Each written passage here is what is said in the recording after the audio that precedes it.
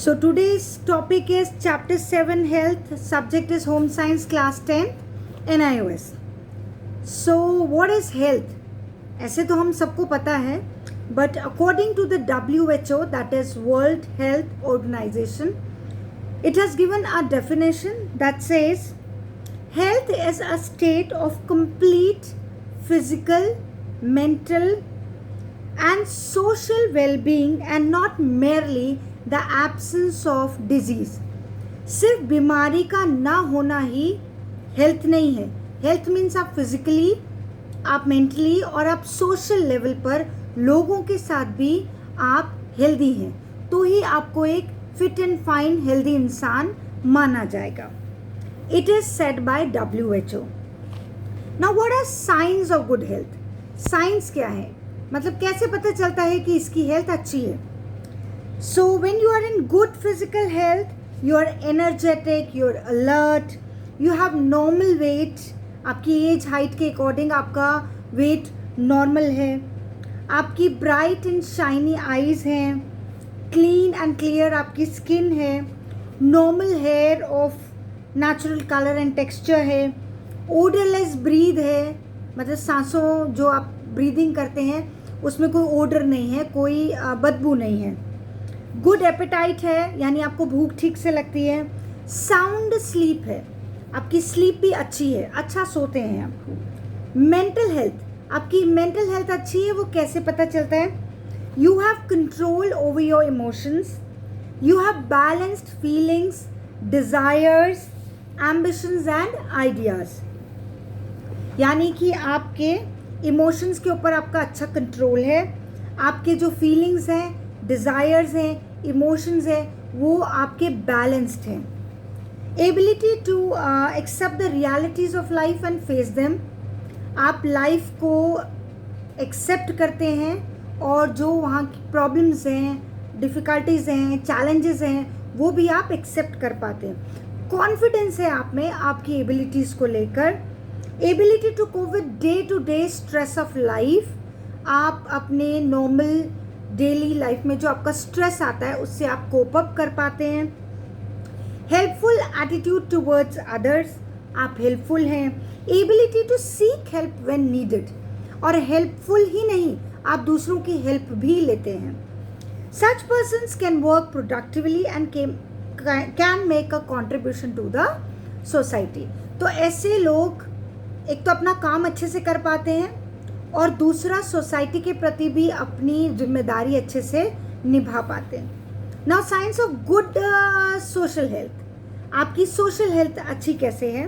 That is when you have positive attitudes towards life, get along with others, have a pleasant personality, fulfill responsibilities and duties towards other, healthy interpersonal relationships, able to accept disagreement positively.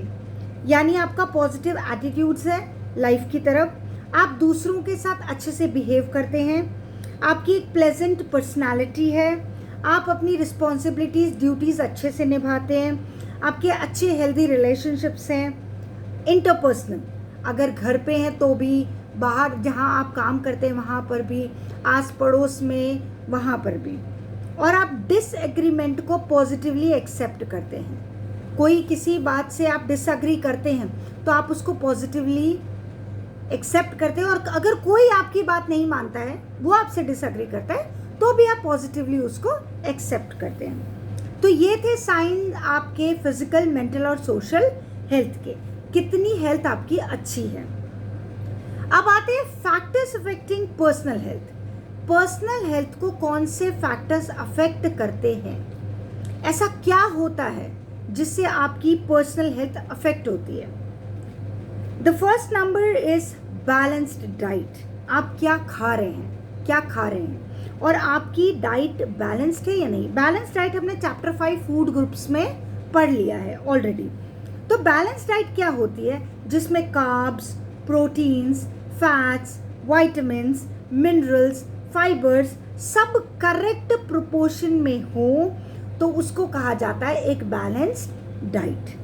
Energy जो हमारी चाहिए, एक teenager, जैसे आप बच्चे हैं, आपकी as teenager है, एडोलेसेंस एज में हैं, आपकी बॉडी को कम से कम 2400 टू 2600 का कैलोरीज चाहिए। और ये जो फूड पिरामिड हमने तब भी सीखा था, सबसे कम खाना क्या खाना है, सबसे ज़्यादा खाना क्या खाना है, एक पिरामिड बना हुआ है, राइट? उसको आपको फॉलो करना है फॉर दैट बैलेंस्ड डाइट। फिर आता है आपका पर्सनल हाइजीन। आप पर्सनली अपने आप को कितना हाइजीनिक रखते हैं। पर्सनल हाइजीन क्यों इम्पोर्टेंट है? जितना ज़्यादा आप हाइजीनिक रहेंगे उतना ज़्यादा आप बीमारियों से दूर रहेंगे। To keep yourself free from diseases and to have a good health you need to practise hygiene constantly, right?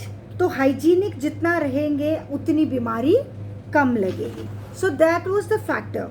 Then hygiene में आपको क्या आता है? रेगुलर टॉयलेट हैबिट्स होने चाहिए, यानी कि आपका बाउल मूवमेंट जो है वो आपका क्लीन और रेगुलर होना चाहिए। तो रोज़ आपके बाउल मूवमेंट प्रॉपर होने चाहिए, तो आपका पेट साफ रहेगा, पेट साफ रहेगा तो आप हेल्दी रहेंगे। Then washing hands before eating, जितनी बार भी आप खाना खाएं अपने हाथों को ज़रूर धोएं। ओके, अभी तो कोरोना का टाइम है, वायरस चल रहा है, बार बार बोलते हैं 20 सेकेंड्स के लिए अपने हाथ धोएं सब लोग after every 20 minutes. Then that is bathing regularly and wearing clean clothes, रोज़ नहाएं, साफ कपड़े पहने।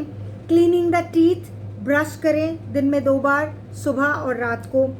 Washing hair, cleaning eyes, ears and nails, इन सबको आप हमेशा साफ रखें, क्योंकि जो बॉडी के अंदर गंदगी जाती है वो यहीं से अंदर जाती है। Then it's your domestic hygiene. Domestic is related to your home, आपका घर। आप अपने घर को कैसे साफ रखें? डस्टिंग करें, झाड़ू पोछा करें, कुछ इस तरीके के डिसइंफेक्टेंट आप अपने घर में यूज़ करें। डस्टबिन रखें, प्रॉपर कचरा रखें। गवर्नमेंट भी लगाती है आपके ड्राई कचरा कहाँ रखना है और वेट कचरा किधर रखना है, सूखा कचरा और गीला कचरा, इन सब का ध्यान रखें आप। फूड हाइजीन का ध्यान रखें। फ्रूट्स खा रहे हैं तो धोकर खाएं उसे, और जो आप वाटर यूज़ कर रहे हैं खाना बनाने के लिए, खुद के पीने के लिए, वो भी क्लीन होना चाहिए। फूड जहां आप बनाएं वो किचन आपकी क्लीन होनी चाहिए। और आप इम्पोर्टेंट ये भी है कि टेम्परेचर का ध्यान रखें, प्रॉपर टेम्परेचर रहे खाना बनाते वक्त, सो दैट वो जर्म्स को किल कर सके। ये भी हमने मेथड ऑफ कुकिंग में सीखा था। जब हमने चैप्टर मेथड ऑफ कुकिंग सीखा था तो उसमें था कि हमारे किस तरीके से खाने को पकाया जाए सो दैट उसके जर्म्स किल हों, और जो खाना आपने बनाया है वो फ्रेश खाना चाहिए हमको। और अगर आप उसको कहीं स्टोर कर रहे हैं तो dry, cool, insect proof place पे उसको स्टोर करके रखें। मिल्क जैसी चीज़ें उसको आप रेफ्रिजरेटर में रखें, बाहर ना रखें, और अगर किसी वजह से बाहर रखना पड़े तो बार बार उसको बॉईल करें। Exercise very important. अपनी बॉडी को फिट एंड फाइन रखने के लिए आपको एक्सरसाइज करनी है, दैट शुड बी रेगुलर। जितना अच्छे से आप एक्सरसाइज करते हैं आपकी उतनी हेल्थ अच्छी रहती है, क्योंकि वो आपके हार्ट को और आपके सर्कुलेटरी सिस्टम को अच्छी कंडीशन में रखता है, आपके जॉइंट्स, आपकी बोन्स को हेल्दी रखता है। फिर बहुत इंपॉर्टेंट फैक्टर आता है, that is your sleep and relaxation. आपकी स्लीप, जो आप रात को सोते हैं, वो बहुत अच्छी होनी चाहिए, साउंड स्लीप होनी चाहिए। और जितनी आपकी नींद अच्छी होगी उतनी आपकी हेल्थ अच्छी रहेगी, क्योंकि जितना आपको नींद आती है जितने टाइम पे, आपके बॉडी टिश्यूज़ रिपेयर होते हैं। जितना आप रिलैक्स करते हैं, बॉडी आपके रिलैक्स्ड स्टेट में रहती है, तो आपके बॉडी टिश्यूज़ अपने आप को रिपेयर करते हैं। देन अगेन गुड हैबिट्स में आता है आपका अवॉइड स्मोकिंग, अल्कोहल, ड्रग्स, ये सब नहीं लेना है। ये आपकी बॉडी को अंदर से ख़राब कर देता है।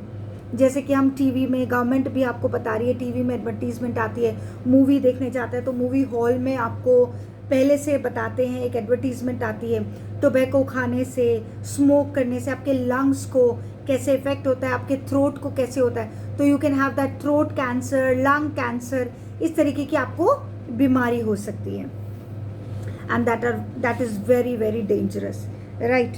तो ये था आपका कि आपके इफ़ेक्ट्स क्या हैं, फैक्टर्स जो आपकी गुड हेल्थ को अफेक्ट करते हैं। Now let's come to community health. ये तो हमने इंडिविजुअल हेल्थ पढ़ा, मेरी आपकी अपनी अपनी, हम अपनी हेल्थ को अपने इंडिविजुअल बेसिस पर कैसे अच्छा रख सकते हैं। Now let's come to community health. Community health क्या होती है?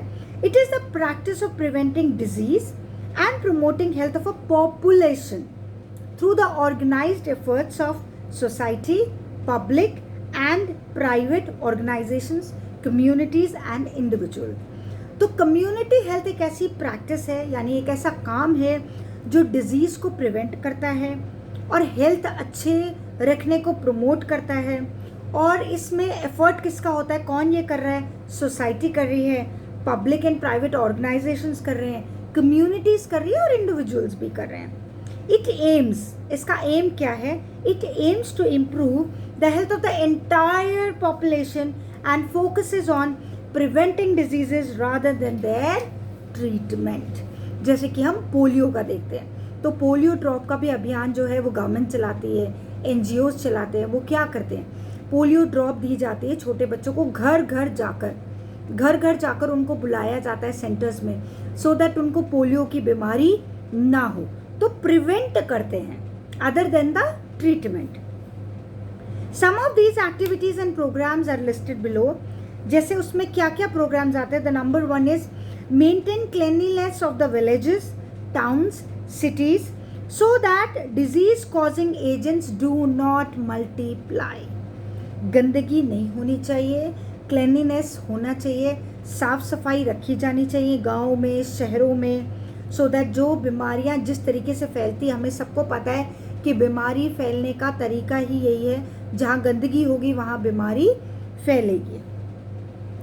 फिर आपका उसमें इंक्लूडेड होता है आपका गार्बेज डिस्पोजल। कचरा जो है वो सही जगह पर पहुँचना चाहिए, इधर उधर फैलना नहीं होना चाहिए। Supply of clean drinking water, साफ पानी की व्यवस्था होनी चाहिए। एंड देन वेस्ट कलेक्शन होना चाहिए। Ensure that standards in food stores, meat and milk outlets are strictly followed. Organise outreach service for health promotion, prevention of disease including immunisation programmes for infants and children. अभी मैंने आपको बताया कि जैसे polio drops का होता है, ऐसे ही आपका वैक्सीनेशन का भी बताते हैं। हर तरीके का वैक्सीनेशन बच्चों को लगता है, 15 साल की उम्र तक लगता है, तो वो भी प्रोग्राम्स होते हैं। वेरियस अवेयरनेस प्रोग्राम्स किए जाते हैं, जैसे malaria, AIDS, polio, leprosy, hepatitis B, इनके अवेयरनेस प्रोग्राम चलते हैं। अवेयरनेस प्रोग्राम मतलब जैसे कि कम्युनिटी को अवेयरनेस नहीं है, जैसे कम पढ़े लिखे लोग हैं, गरीब लोग हैं, अनपढ़ लोग हैं, उनको नहीं पता कि अगर पोलियो हो जाए तो क्या प्रॉब्लम हो सकती है, लेप्रोसी क्या होती है, हेपेटाइटिस बी क्या है। तो आप एक अवेयरनेस प्रोग्राम्स लगाते हैं ऑर्गेनाइजेशंस, उनमें लोगों को अवेयर किया जाता है, बताया जाता है कि बीमारी क्या है, कैसे प्रिवेंट करना है उसको और कैसे उसका ट्रीटमेंट होता है। देन मिड डे मील्स भी ऑर्गेनाइज होती हैं। मिड डे मील्स होता है खाना प्रोवाइड करना, to provide adequate nourishment to growing children. बच्चों तक खाना पहुंचाया जाता है ताकि उनको माल न्यूट्रिशन ना हो, उनको प्रॉपर नरिशमेंट पहुंचे। और जो ये हेल्थ प्रोग्राम्स होते हैं वो इस तरीके से नाम है इनके: national malaria eradication programme, tuberculosis eradication programme, national immunisation programme and national pulse polio programme.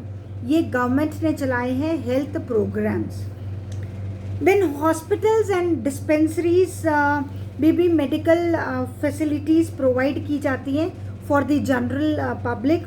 The government hospitals and health centres provide services either free or at the cost of highly economical rates. इस तरीके से उसकी या तो वो free इलाज होता है, सरकार करती है, या फिर उसको इस तरीके से रखा जाता है कि एटलीस्ट कम से कम खर्चा हो, इतना इकोनॉमिकल रेट हो कि गरीब इंसान भी उसका पैसा पे कर सके। तो इस तरीके से बीमारी को हम दूर रख सकते हैं, इस तरीके के प्रोग्राम्स चलाए जाते हैं। Right, now let's come to the next part is your immunisation. Immunization is protection against certain communicable diseases. Communicable diseases होते हैं जो एक से दूसरे को फैलते हैं। अभी सबसे लेटेस्ट जो एग्जाम्पल है दैट इज़ कोरोना वायरस। हम और आप दोनों इसको झेल रहे हैं। ये वो टाइम पीरियड है जिसमें हम सब लोग घर में बंद हो गए, लॉकडाउन हो गया, कोई कहीं बाहर नहीं जा सकता। That is your communicable disease. एक से दूसरे इंसान को जल्दी से पहुंच जाता है। You are exposed to a large number of disease causing agents every day. Your body is able to ward off most of these foreign agents. This overall ability of the body to protect itself against a foreign agent, including the disease causing organism, is called immunity.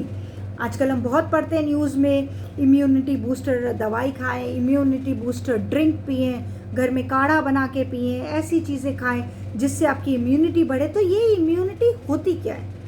Immunity का मतलब आपकी body के अंदर ही इतनी ताकत है कि वो फॉरेन एजेंट्स जो कि बीमारी से हमारी बॉडी में एंटर होते हैं उससे फाइट कर सके, उसको इम्यूनिटी कहा जाता है। दो तरीके की इम्यूनिटी होती है, एक तो natural immunity and other is acquired immunity. Natural immunity होती है जो हमारे बर्थ से ही, जन्म लेने से ही हमारे बॉडी के अंदर होती है, राइट? तो वो हमको बॉडी से ही मिली हुई है, that is your natural immunity. Some of the components of natural immunity are the various type of barriers such as the skin and the mucous membranes that prevent entry of foreign agents into the body. तो for example आपकी skin, जो आपकी skin है वो ही बाहर से बीमारी को आपकी बॉडी के अंदर जाने नहीं देती, और दूसरा आपका म्यूकस मेम्ब्रेन होती है आपकी बॉडी में, वो भी ऐसे डिजीजेस के जर्म्स को आपकी बॉडी के अंदर जाने नहीं देती है। Hydrochloric acid in the stomach, हम सबको पता है कि हमारे स्टमक के अंदर एक एसिड होता है जिसका नाम है HCl, हाइड्रोक्लोरिक एसिड। वो हमारी बॉडी में, हमारे पेट में जहाँ पर है, तो ऑटोमेटिकली वो जर्म्स को किल करता है entering our body along the food. तो खाने के साथ अगर हमने कुछ खा लिया है ऐसा, तो वो HCl नामक जो एसिड है वो उस जर्म को किल करता है। और फिर भी अगर कोई फॉरेन एजेंट इस तरीके का हमारी बॉडी में एंटर हो जाता है, तो एक special type of blood cell है हम सबकी बॉडी में जिसको कहा जाता है WBC, वाइट ब्लड सेल, जो कि उस फॉरेन एजेंट से, जो बीमारी से आया है, उसको वो डिस्ट्रॉय कर देता है। Then acquired immunity. Acquired immunity है, it develops during one's life time. ये तो हमने जो अभी पढ़ा था नेचुरल इम्यूनिटी, दैट इज आपका बर्थ से आया, जब आप पैदा हुए तो। और एक्वायर्ड इम्यूनिटी होती है जैसे जैसे आप अपनी ज़िंदगी जीते हैं, लाइफ आपकी आगे बढ़ती है, वैसे वैसे आपकी इम्यूनिटी भी इंक्रीज होती है। जैसे it works on the simple principle of producing antibodies in response to antigens. हमारी बॉडी किस तरीके से एंटीबॉडीज प्रोड्यूस कर रही है उस पर डिपेंड करता है। एनी फॉरेन पार्टिकल और micro organism against which an antibody is generated is called an antigen. Antibodies are protein molecules produced by special defense cells of the body called lymphocytes, या जिसको हम नॉर्मल भाषा में WBC कहते हैं, white blood cells, उसका एक type होता है लिम्फोसाइट्स। वो भी हमारी बॉडी को बीमारी से जो जर्म्स आते हैं उसको डिस्ट्रॉय करने में हेल्प करता है। अब हम इम्यूनिटी को एक्वायर कैसे करते हैं, मेथड क्या है, क्या होता है ऐसा कि हम उस इम्यूनिटी को एक्वायर करते हैं? एक्सपोजर के through exposure. Any previous infection or exposure to a disease gives immunity against the disease. This is a natural way to acquire immunity. Suppose if a person suffers from a disease such as mumps or measles, he develops lifelong immunity against the disease. कैसा होता है कि अगर बचपन में हमको mums हो गया या मीजल्स हो गए, ऐसी बीमारी हो गई है, तो हमारी बॉडी अपने आप एक लाइफ लॉन्ग इम्यूनिटी को डेवलप करती है, जो कि लाइफ लॉन्ग हम डिजीज से फाइट कर सकते हैं। या फिर सबसे इम्पोर्टेंट होता है वैक्सीनेशन। वैक्सीनेशन का मतलब सबको पता है। अभी वैक्सीनेशन का दिस इज, जैसे ही बच्चा बॉर्न होता है तभी से स्टार्ट हो जाता है, एक चार्ट बन जाता है। हर बीमारी के लिए एक वैक्सीनेशन प्रोवाइड की हुई है मेडिकल डिपार्टमेंट ने, वो आपको प्रॉपर एज में प्रॉपर टाइम पे आपको लगवानी है, राइट। तो वैक्सीनेशंस आर क्या होते हैं, इनएक्टिवेटेड और diluted so that they do not cause disease in the body, वो आपकी बॉडी के अंदर वो बीमारी होने ही नहीं देते हैं। फॉर एग्जाम्पल जैसे टेटनस का इंजेक्शन लगता है आपको, वैक्सीनेशन लगती है DPT, requires booster dose for providing protection against infection. तो अगर आपकी बॉडी में ये टेटनस का इंजेक्शन लगा हुआ है, बचपन में आपको वैक्सीनेशन ये मिला हुआ है, तो आपकी बॉडी के अंदर ऑलरेडी ताकत होगी कि अगर आपको इस तरीके की कोई चोट लग जाए तो उससे अगर कोई इन्फेक्शन हो, जैसे लोहा लग जाता है, हम कहते हैं कि इससे इन्फेक्शन हो गया, बॉडी में अगर इन्फेक्शन हुआ तो फैल जाएगा, तो उस इन्फेक्शन से फाइट करने के लिए आपकी बॉडी पहले से ही तैयार रहती है अगर आपको बचपन में वो वैक्सीनेशन मिला है। फिर आपका इम्यूनाइजेशन स्केड्यूल होता है एक, वो उसका चार्ट आपकी बुक में बना हुआ है बहुत अच्छे से, जो बचपन में अगर बच्चा जब पैदा होता है तो डॉक्टर प्रोवाइड करते हैं, एक फाइल बनती है, उसमें इस तरीके के सारे वैक्सीनेशंस होते हैं, BCG, oral polio, DPT, hepatitis B, measles, और जो प्रेग्नेंट वुमेन को भी लगते हैं वैक्सीनाइजेशन वो भी रहता है आपका। तो ये आपके फर्स्ट डोज कब देनी है, सेकेंड डोज कब देनी है, ये इस तरीके का पूरा आपका एक रिकॉर्ड, एक चार्ट बनता है। अब ज़रा एक बार रिवाइज कर लेते हैं कि हमने इस चैप्टर में क्या सीखा है। नंबर 1 हमने सीखा कि हेल्थ सिर्फ फिजिकल फिटनेस नहीं है। आप हेल्दी इसलिए नहीं माने जाएंगे कि आप फिजिकली फिट हैं, या आप ये भी नहीं माने जाएंगे कि आपको कोई बीमारी नहीं है, एब्सेंस ऑफ डिजीज। आप WHO ने, वर्ल्ड हेल्थ ऑर्गेनाइजेशन ने जो एक डेफिनेशन दी है, उसके हिसाब से आप हेल्दी तभी माने जाएंगे जब आप फिजिकल लेवल पे, मेंटल लेवल पे और सोशल लेवल पे आप फिट एंड फाइन हो। और जो इंसान, एक पर्सन विद गुड हेल्थ, जिसकी हेल्थ अच्छी रहती है, वो कैसा रहता है?